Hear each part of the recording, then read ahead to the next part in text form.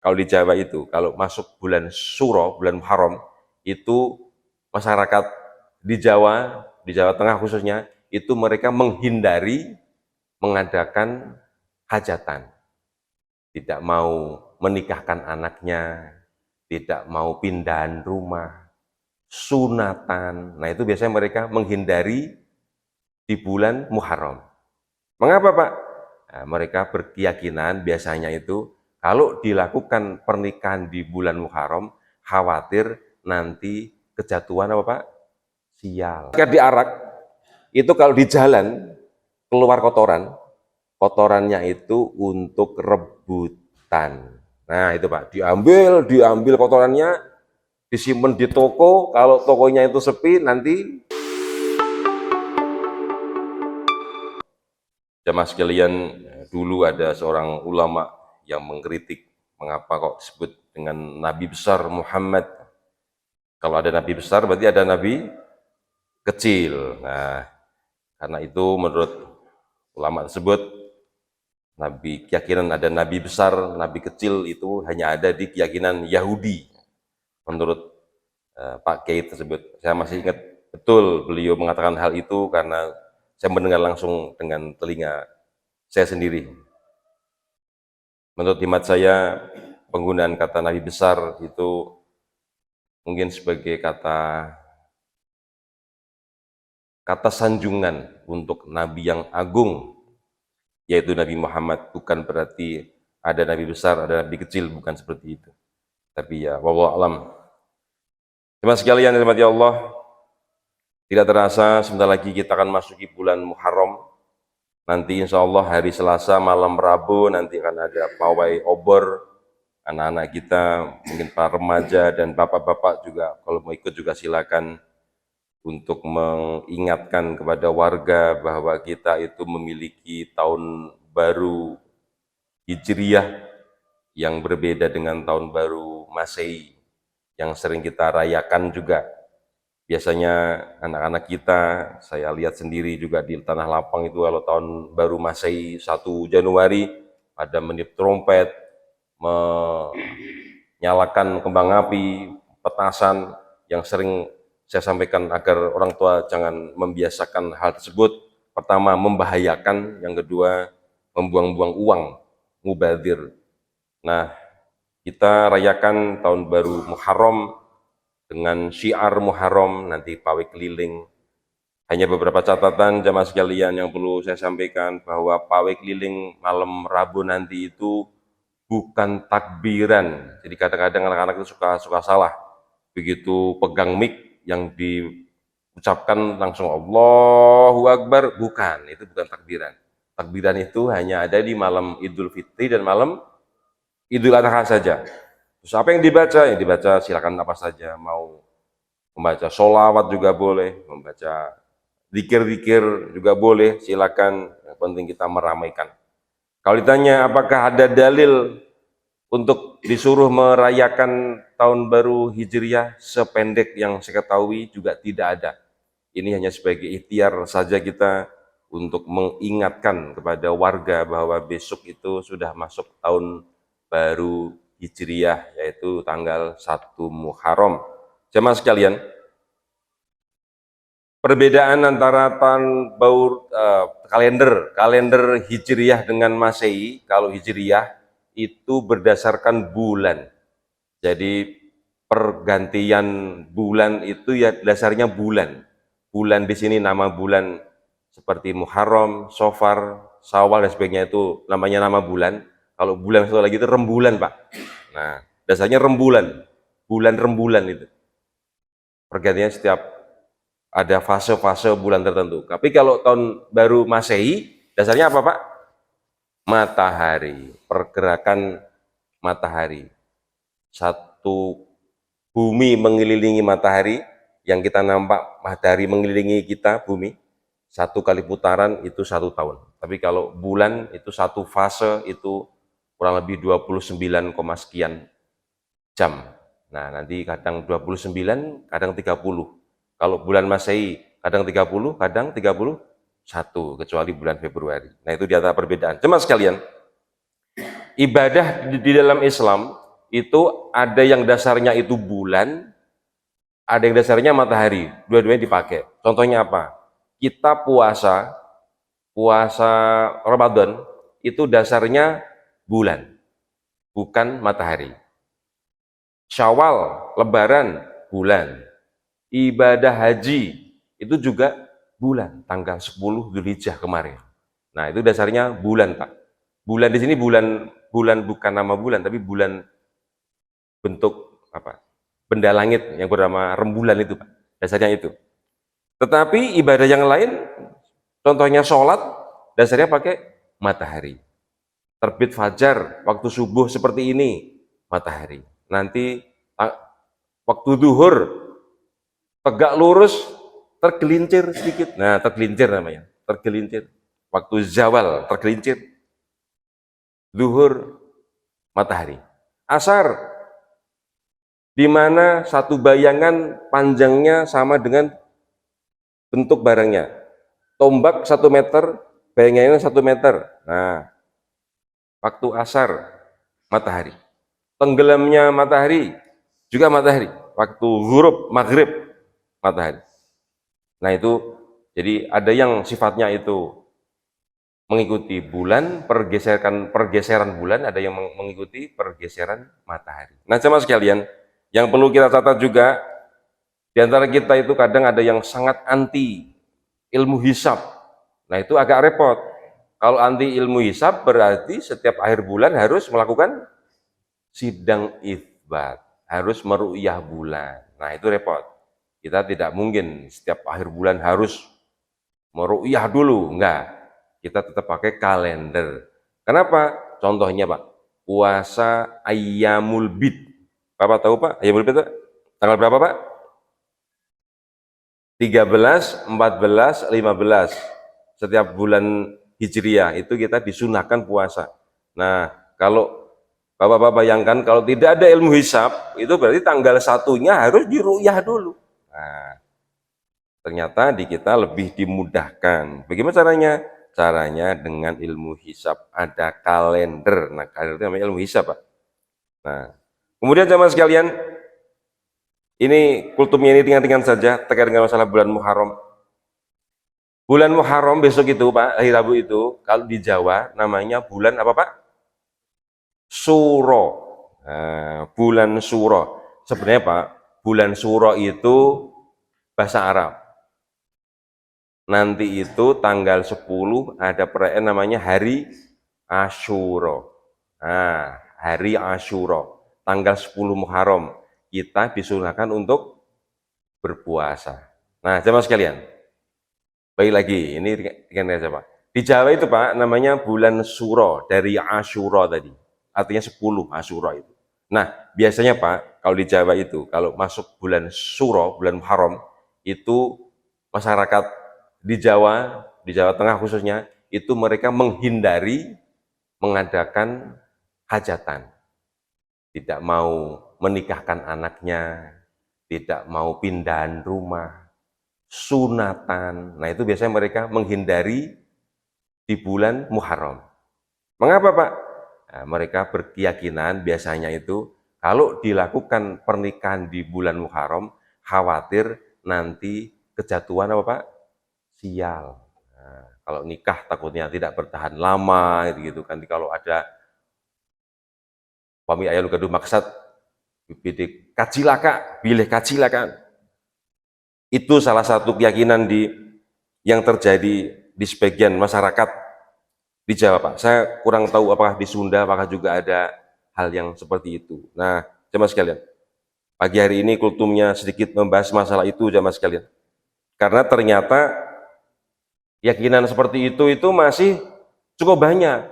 Bahkan Pak di Jawa itu Pak, ada satu perempatan jalan gitu Pak, itu diyakini orang-orang yang menikah baru tidak pamali menghindari lewat perempatan itu. Ada yang seperti itu Pak. Karena apa? Nanti khawatirnya kalau lewat perempatan, cuma lewat perempatan aja Pak, khawatir nanti kecelakaan. Nah, akhirnya kalau mau lewat perempatan itu muter ke sana dulu. Nah, ada seperti itu, jemaah sekalian. Yang mungkin agak lucu lagi, Pak. malam 1 Suro, malam Rabu besok Pak, di Solo Pak, itu jam 12 malam diarak kerbau. Apa namanya Pak? Kerbau bule. Saya pernah ikut Pak, pernah ikut nonton maksudnya, bukan ikut diarak. Kerbaunya itu warnanya bule, bule itu putih, kerbau biasanya itu warnanya hitam, ini kerbaunya warnanya merah, kuning. Bapak pernah lihat, mohon maaf, lihat babi Pak, pernah lihat Pak? Babi yang dipelihara itu warnanya kuning ya kayak gitulah. Itu nama warna kerbaunya, namanya kerbau bule. Kebo bule kalau bahasa Jawanya. Nah, kerbau bule ini salah satu senjata atau pusaka keraton. Dipanggilnya Pak, namanya Kiai Slamet. Nah, di Jawa itu jadi ada kiai itu belum tentu orang yang punya pesantren Pak. Ternyata di Jawa itu kiai itu hanya seekor kerbau. Ada beberapa kerbaunya Pak, bukan cuma satu, ada beberapa. Dulu seingat saya dulu ada 7 atau 8 atau lebih. Nah Pak, yang sebenarnya silakan saja mau diarak ke tanggal berapapun silakan. Yang membuat apa ya Pak, mengganggu keyakinan Pak, kerbaunya itu Pak, ketika diarak itu kalau di jalan keluar kotoran, kotorannya itu untuk rebutan. Nah itu Pak, diambil kotorannya, disimpan di toko. Kalau tokonya itu sepi, nanti setelah disimpan kotoran kerbaunya menjadi laris. Simpan di rumah. Kalau di rumah ada yang belum nikah, cepet dapat jodoh. Nah kayak gitu Pak. Nah mohon maaf jemaah sekalian, yang seperti itu sudah berhubungan dengan akidah. Nah ini sebagai pengingat bagi saya pribadi dan bagi jamaah sekalian, barangkali ada yang masih punya keyakinan seperti itu, sebaiknya cepat-cepat dibuang keyakinannya.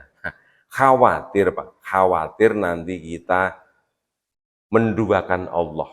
Satu, yakin yang kita sembah sholat pada Allah. Yang kedua, yakin bahwa dengan kotoran kerbau tadi, dagangan menjadi laris, naik jabatan, yang belum nikah menjadi cepat punya nikah, yang belum punya anak nanti jadi punya. Nah itu Pak, itu sudah akidah. Sebaiknya, bukan sebaiknya, seharusnya dibuang. Kita harus yakin bahwa Allah yang menghidupkan, yang mematikan, yang memberi rezeki, yang menaikkan jabatan, yang menurunkan jabatan, promosi, demosi, nah itu semua dari Allah. Kita harus yakin seperti itu. Allah yang maha mutlak pengatur segalanya. Bukan kotoran kerbau Pak. Jangankan kotoran kerbau, kotoran manusia saja Pak. Tidak, apalagi kotoran kerbau. Wah, harusnya seperti itu. Tapi ya masih banyak keyakinan di sana Pak, di Jawa. Saya dulu pernah ikut, Bapak-bapak bayangkan dari malam 1 Muharram itu Pak, dari mulai pukul 10 itu sudah ramai jalannya itu. Pukul 11 tambah ramai. Pukul 12 sudah padat. Untuk nonton kerbau lewat itu nunggu berjam-jam. Masya Allah, itu sampai pagi Pak itu Pak. Kerbaunya larinya itu, lewat gitu aja. Wah, hanya nonton kerbau Pak. Padahal kerbaunya itu ketika siang disimpan di alun-alun. Kenapa kok nggak siang saja nontonnya? Harus malam. Aneh juga memang. Kadang manusia itu aneh Pak. Ada aneh lagi. Bapak-bapak, saya itu dulu pernah naik ke menara yang paling tinggi di dunia, namanya Burj Al Khalifah di Dubai. Aneh.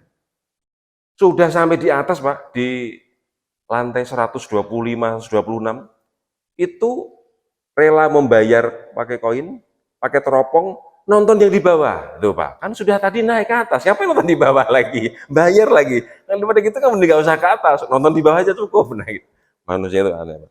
Kerbaunya ini kalau pas hari biasa, ada di lapangan, diem saja, nggak ada yang nonton. Begitu diarak, ditonton. Kotorannya direbutkan. Nah itu Pak, itu keanehan. Nah jemaah sekalian, berikutnya jemaah sekalian, keyakinan bahwa di bulan Muharram itu nanti kalau punya hajatan, nanti akan sial jemaah sekalian.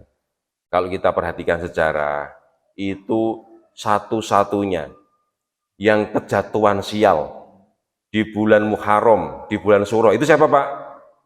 Fir'aun. Betul? Iya. Nah, coba sekalian. Ada satu hadis Nabi begini. Suatu saat Nabi Muhammad itu di Madinah ketemu sama orang Yahudi. Orang Yahudinya sedang puasa tanggal 10 Muharram. Ditanya sama Nabi Muhammad, kenapa kamu puasa? Karena Nabi Musa ketika dikejar oleh Fir'aun, Fir'aunnya tenggelam. Terjadi di tanggal 10 Muharram. Sebagai bentuk penghormatan atas selamatnya Nabi Musa waktu itu, maka kami kaum Yahudi melakukan puasa, namanya puasa Asyura tadi. Nah, kata Nabi Muhammad, kami umat Islam lebih berhak untuk melakukan puasa. Nah, tetapi karena semangat Islam itu agar berbeda dengan keyakinan Yahudi, maka puasanya bukan saja tanggal 10, ditambahi satu hari lagi, tanggal 9. Jadi nanti jemaah sekalian, di antara sunnah ketika masuk di bulan Muharram itu ada puasa 2 hari Pak. Tanggal 9 namanya hari Tasu'a, Tasu'a itu artinya 9, dan Asyura. Tasu'a dan Asyura, tanggal 9 dan tanggal 10. Agar berbeda dengan keyakinan Yahudi tadi. Nah, jemaah sekalian, jadi tanggal 10 itu Muharram dulu Pak. Nabi Musa itu dikejar oleh pasukan Fir'aun melewati Laut Merah. Ya, mungkin sekarang mungkin daerah Mesir sana mungkin Pak. Kalau bapak-bapak pernah haji atau umroh, itu ada Masjid Apung. Masjid Apung, itu lautnya itu sudah masuk Laut Merah itu Pak. Tembusnya ke Mesir sana kalau nyebrang itu, kalau berenang itu. Nah, dulu begini, dulu setiap yang umroh itu diajak Siti Tur ke Masjid Apung, tetapi belakangan sudah tidak boleh lagi oleh pemerintah Saudi Arabia. Kenapa? Gara-gara kok tidak boleh? Gara-garanya ada jamaah Indonesia yang ulang tahun pas lagi umroh dirayakan di Masjid Apung. Selamat, ketahuan sama askar. Habis itu ditutup, jamaah haji jamaah umrah Indonesia tidak boleh lagi bikin kegaduan di Masjid Apung. Nah, Bapak-bapak nanti kalau umrah sudah tidak ada lagi Masjid Apung itu, cuma lewat saja, nggak boleh berhenti. Nah, itu Pak, kejadian seperti itu. Asbabun nuzulnya seperti itu. Nah, kembali lagi sama sekalian. Nabi Musa ini lari dikejar oleh Fir'aun. Sejarahnya itu, Nabi Musa ketemu laut, oleh Allah disuruh memukul pakai tongkatnya, lautnya terbelah, Nabi Muhammad selamat, Fir'aunnya tenggelam di tengah laut. Nah, sial. Nah, jadi kalau bapak-bapak masih meyakini kalau bulan Muharram itu bulan sial, berarti bapak-bapak ikut siapa Pak? Fir'aun. Bukan ikut Nabi Musa, tapi ikut Fir'aun. Nah, kita harus, berjamaah sekalian, kita harus meyakini bahwa semua hari itu baik, semua bulan itu baik.